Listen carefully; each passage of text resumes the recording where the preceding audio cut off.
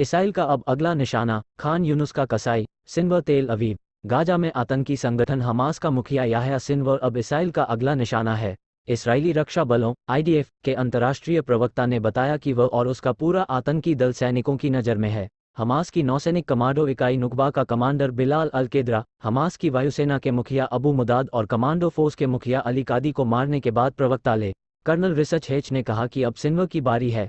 वह इसराइल में 7 अक्टूबर के पश्चिमी नेगेव नरसंहार का जिम्मेदार है, जिसमें 1300 नागरिकों की हत्या की गई, बड़ी संख्या में दुष्कर्म किए गए और 130 बच्चों व बुजुर्गों का अपहरण कर उन्हें गाजा पट्टी ले जाया गया। हेच ने कहा कि याह्या सिनवर ही इस नरसंहार का मास्टरमाइंड है। बहुत कुछ ओसामा बिन लादेन की तरह फ़लस्तीन में भी उसका काम लोगों की हत्याएं करना था।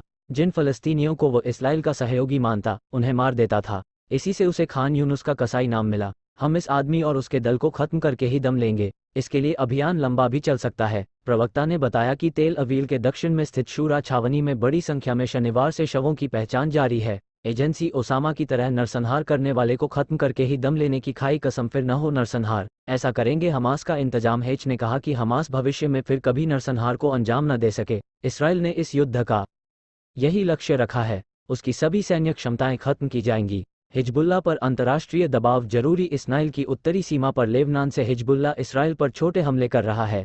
हेच के अनुसार क्षेत्र को युद्ध में झोंकने से रोकने के लिए हिजबुल्लाह पर अंतर्राष्ट्रीय दबाव की जरूरत है। लेबनान में फायरिंग के दौरान एक पत्रकार की मौत को उन्होंने दुखद बताया और कहा कि इसकी जांच की जा रही है।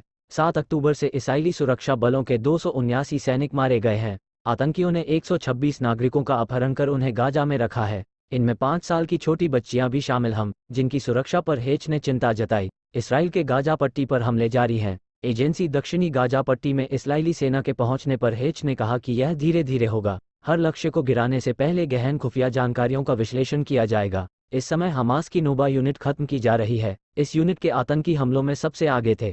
हेच ने इन हालात पर कहा, ऐसी चीजें किसी को न देखनी पड़े। यह नरसंहार इसराइल कभी नहीं भूलेगा।